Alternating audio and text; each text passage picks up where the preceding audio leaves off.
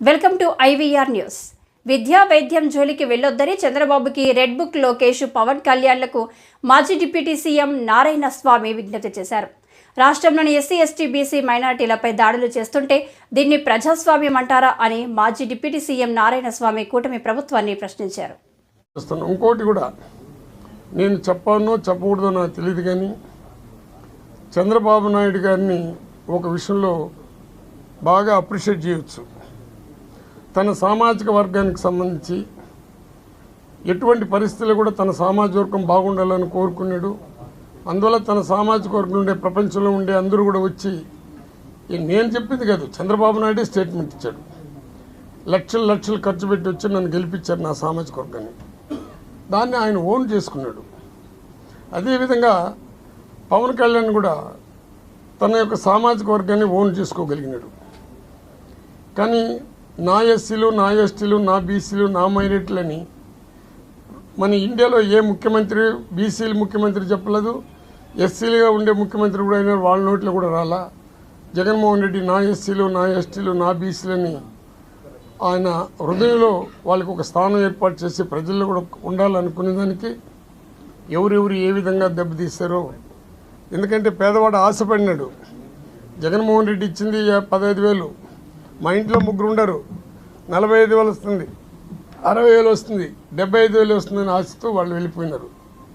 కానీ ఒక్కటి, నేను కులాన్ని గురించి ఇక్కడ మాట్లాడకూడదు, కానీ దాన్ని కూడా ఎవరే వక్రీకరించి రాస్తారేమో, కానీ ఎప్పుడు కూడా జగన్మోహన్ రెడ్డికి సంబంధించినటువంటి తన సామాజిక వర్గం కేవలం గౌరవంగానే బతికే వర్గంగా కనబడింది. అది వారికి కూడా గౌరవం లేదని ఒక ఆలోచనతోనే మేము కులాల గురించి జగనన్న ఎక్కడ ప్రస్తావించలా.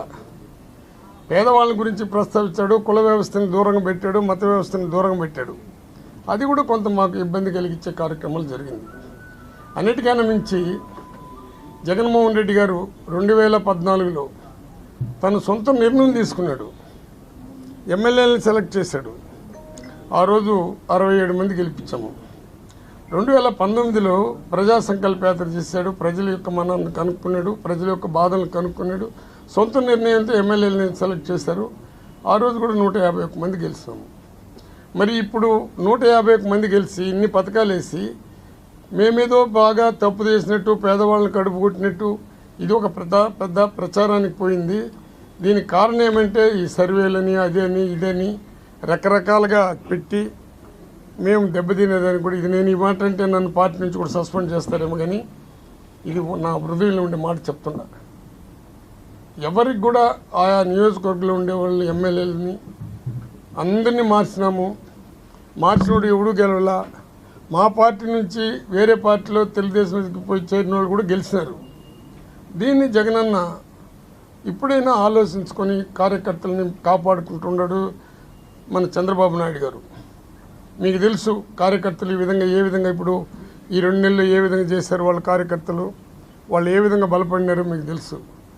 ఆయన ఇప్పుడు కూడా కార్యకర్తలని, లీడర్లని, అంటే కులాని పైన పరిగెత్తలే, నేను లీడర్లని కార్యకర్తలని ఆయన కూడా పూర్తిగా ఆహ్వానం చేసుకొని ముందుకు పోయి ఆలోచన చేయాల్సిందిగా నేను మీ ద్వారా జగన్మోహన్ రెడ్డి కూడా విజ్ఞప్తి చేస్తున్నాను. చంద్రబాబు నాయుడు గారు నేను ఇంతకుముందు ఈడీనికి వాటికంత ఇస్తే కూడా నేను వచ్చి ప్రెస్ మీట్ పెట్టాల. చంద్రబాబు నాయుడు పెట్టిన బ్రాండ్ సేవ్ కంటిన్యూ అవుతుండదు. మేము అదే చేసినాము, ఇప్పుడు అదే జరుగుతుండదు. డిస్టిలర్లు ఎవరికి కొత్తగా ఇవ్వాల. ఏ స్కామ్ తీసుకున్నా ఎక్సైజ్ స్కామ్ అని చంద్రబాబు నాయుడు గవర్నమెంట్లో కూడా దేనిపైన ఎక్కువగా కాన్సన్ట్రేషన్ చేశారు. కాబట్టి ఇది ఏమైపోయిందంటే, మీరు సిద్ధమంటే నేను నిజంగా తప్పు చేస్తుంటే నేను శిక్షపడేదానికి కూడా నేను సిద్ధమే. అసలు పాలసీనే మేము మార్చలేదు కదా, డిస్టిలర్లు కొత్తగా ఇవ్వలేదు కదా, బ్రాండ్లు మనం ఊరికే ప్రచారం పెట్టినారు. మాకు ప్రచారం మాంద్యం లేదు, మాకు ఉండేది ఒకే ఒక పేపర్ ఉంటుంది. అక్కడ అట్ట కాదు కదా. ఈనాడు, జ్యోతి, TV5 రకరకాలైన ఉంది, సోషల్ మీడియా ఉంది. ప్రపంచంతో ఓటిగా చంద్రబాబు గెలవాలని ఆశపడిన వర్గాలే కదా అవి. బానిసగా ఆత్మాభిమానంతో బతకలే. That is cooperate system. అది కోఆపరేట్ అంటే మీకు తెలుసు, అది సొసైటీకి సంబంధించింది.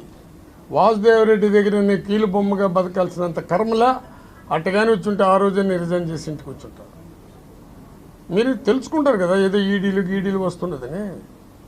దాంట్లో ఎవడెవడు ఏమనేది బయట వస్తుంది కదా అట్ట కూడా.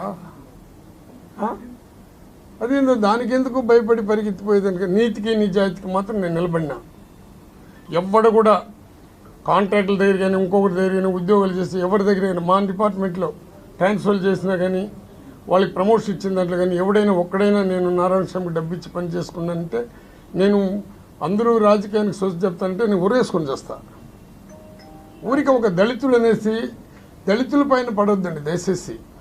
ఇంకోటి నేను ఇక మాట అంటే ప్రాంతీయ పార్టీల్లో ఇప్పుడు తెలుగుదేశంలో కూడా ఉన్నారు, మంత్రి పదవులు ఇచ్చినాడు ఆయన ప్రాంతీయ పార్టీలో. ఆ ప్రాంతీయ పార్టీలో మంత్రులు రాష్ట్రం అంతా కదా దేశవ్యాప్తంగా ప్రాంతీయ పార్టీలో మంత్రులు కానీ ఇంకొకరికి కానీ ఏముంటుంది. వాళ్ళ సమాజంలో ఇంకా ముందుకు పోలేరు. ఈ సమాజంలో ముందుకు పోవాలనే జగన్మోహన్ రెడ్డి ఏదో నా ఎస్సీ నా ఎస్టీ నా బీసీ నా మైనారిటీ అన్ని డిప్యూటీ సీఎంలకు ఇచ్చారు. దీనికి కూడా చాలామంది కడుపు కాలిపోయి చచ్చి ఉంటారు. దానికి మనం ఏం చేసేది. మా కుమార్తె ఓడిపోయేదానికి నువ్వే కారణం. ఇప్పుడు మా కుమార్తె ఓడిపోయేదానికి కారణాలు నేను చెప్పదలుచుకోలే. కారణం ఏమంటే ఒక డిప్యూటీ సీఎంగా నేను పనిచేశా. ప్రతి గ్రామాల్లో పోయి ఒక తూరి ఆలోచించండి. ఏ గ్రామాన సెలెక్ట్ చేసుకోండి. ఆ గ్రామాలకి నా సర్వీస్ ఉపయోగపడిందో లేదో చూడండి. నేనే జగన్మోహన్ రెడ్డి దగ్గర 4-5 సంవత్సరాలుగా గట్టిగా మా పాపకు సీట్ ఇమ్మన్నా. సరే అది ఏ విధంగా జరిగిందో మీకు తెలుసు. ఎట్టెట్ట పరిగెత్తినామో వెనక్కి వచ్చినామో ముందుకు వచ్చినామో మీకు కూడా తెలుసు. అక్కడ నిలబడిన వ్యక్తి కానీ ఎంపీగా నిలబడిన వ్యక్తులు కానీ కనీసం గ్రామాలు తెలుసా వాళ్ళకి. అంతకుముందు ఏ గ్రామానికి సేవ చేశారు వాళ్ళు. ఎంపీ అని ఆయన ఏ గ్రామానికి